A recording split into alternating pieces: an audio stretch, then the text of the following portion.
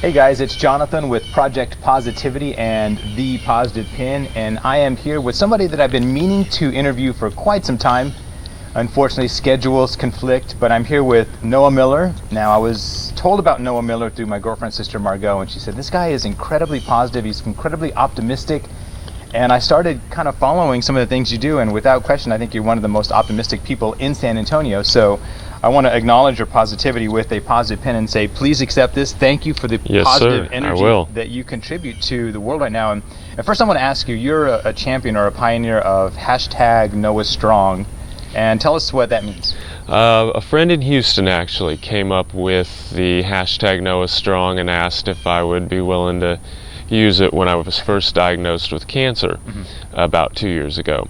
And basically it's just a way for people who, if we're Christian, and it's a big part of why I'm so positive, but in a way for people to follow along in my journey against cancer.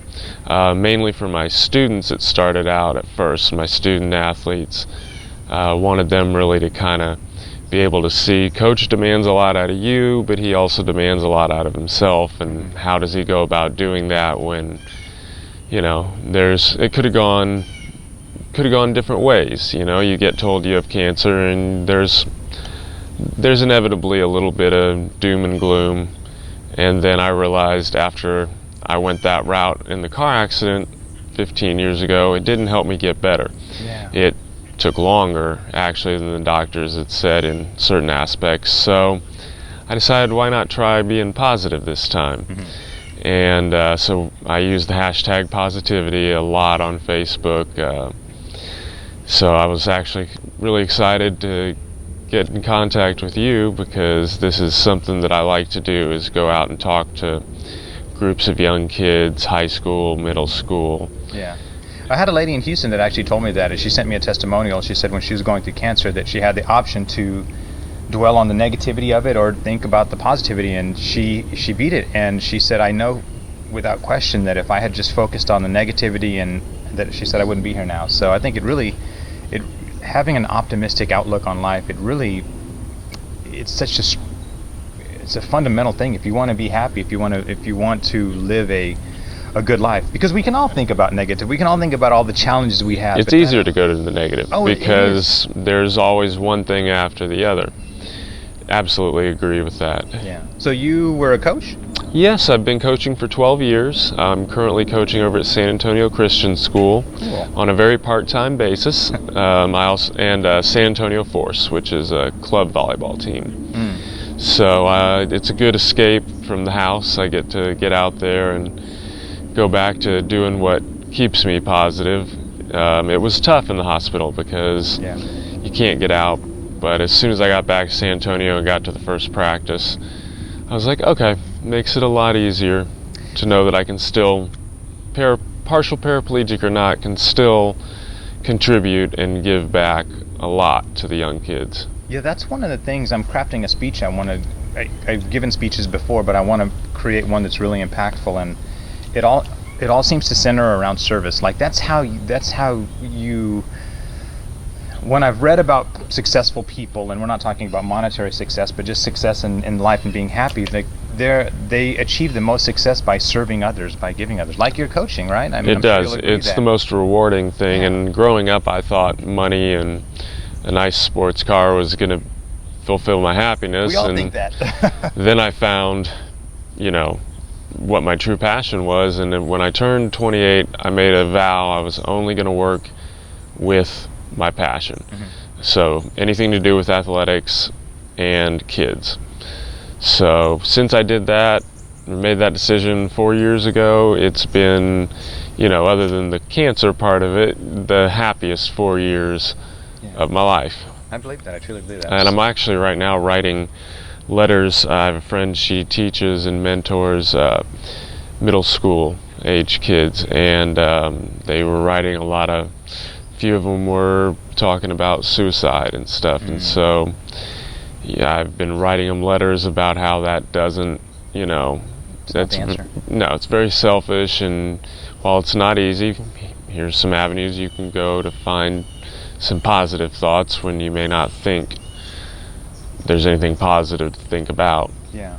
So one thing I typically ask people when I acknowledge their positivity is, what is your routine? What's your daily routine, or what practices do you do? It's very, very important to have a daily routine to stay positive, because otherwise it's easy to kind of slip down into, I'm just going to lay in bed and watch TV. So I get up personally and brush my teeth, do my hair, what little of it there is. It's pretty quick. But after that, I tend to come outside early morning, 7:30, when it's still nice, and have a personal Bible study. And then I also have a Facebook group where we trade back and forth some verses that just kind of inspired us, either favorite verses from when we were kids or something we read recently. Well, that's cool. And that usually takes the first about 45 minutes, hour of my day. And just kind of, as long as I'm doing that. Now if I'm sick, yeah, you know, you don't have to punish your body and get out there, but I like seeing the sunrise or close thereafter, and just enjoying the nice fresh air. Yeah, doing something I think makes a difference. There's that old adage, I think we've all heard of it, that an idle mind is the devil's playground. So if you're there doing nothing, it's easy for a lot of that negativity to creep in. And that's one thing that Anthony Robbins always says that I think is really simple. It's a simple thing. He said, if you're bored or you're unhappy, he said, in order to have a good emotion, part of that word is motion. Get out and do something, like something as simple as coming out back here and looking at the sky. I mean, you're doing something. Throwing the tennis ball to my dog. Yeah, you know? I mean, it's something that I'm sure. Well, studies have proven that students who get more PE and recess time perform better because they've been in motion, and it stimulates the good neurons and everything in your body.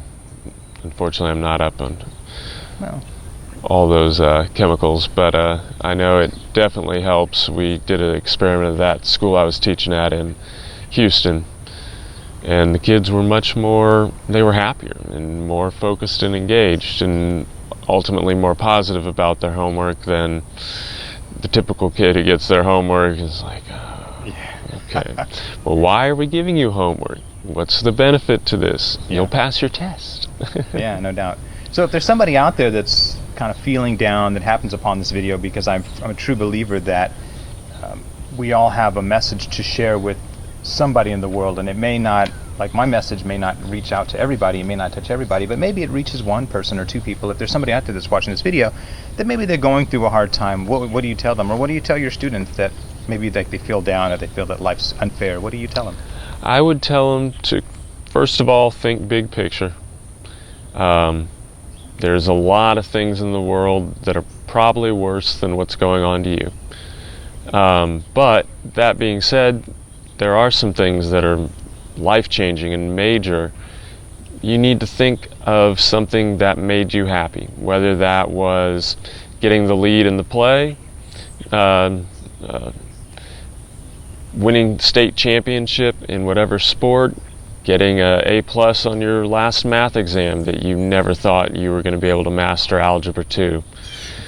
Find something, a recent success, and then a little bit bigger, your family. I'm lucky. I have 8 little brothers and sisters, a mom and a dad who I'm living with right now as they're helping me through this time in my life. So that's what I go to, is my family, and then ultimately my faith. I believe that without the power of prayer and the power from upstairs, God has allowed me to stay alive for a reason. Everything happens in His timing, and while that's a hard concept to swallow sometimes, everyone wants things done in their timing. The more that I learn to trust that He has a purpose and a plan, and I'm seeing the fruits of my labor. Having people stop me randomly, I have friends of friends of friends who I've never met, and say that they saw my mom put a post on Noah Strong page and how it helped them through the day, and it was exactly what they needed to see. So, yeah, I would definitely recommend something like that. Yeah, that's great. I mean, we all have something to be thankful for. Hopefully that if we it's just new. focus Hopefully on it doesn't. No, that's all right. I'm sure it'll be fine. Okay. The AC just kicked on, but that's cool. I think I just want to thank you for taking the time to meet with me and do this. Like Absolutely. I said, you have a great message. You have a great optimistic outlook on life, and I look forward to staying positive because you inspire me. So Positive pin now. I've got it. yeah. So guys, if you want to get a positive pin, I wear mine every day. My motto is to wear it or share it, because you may get one and wear it and meet somebody that needs a little pick me up. You guys can go to the website. The website is www.positivepin.com.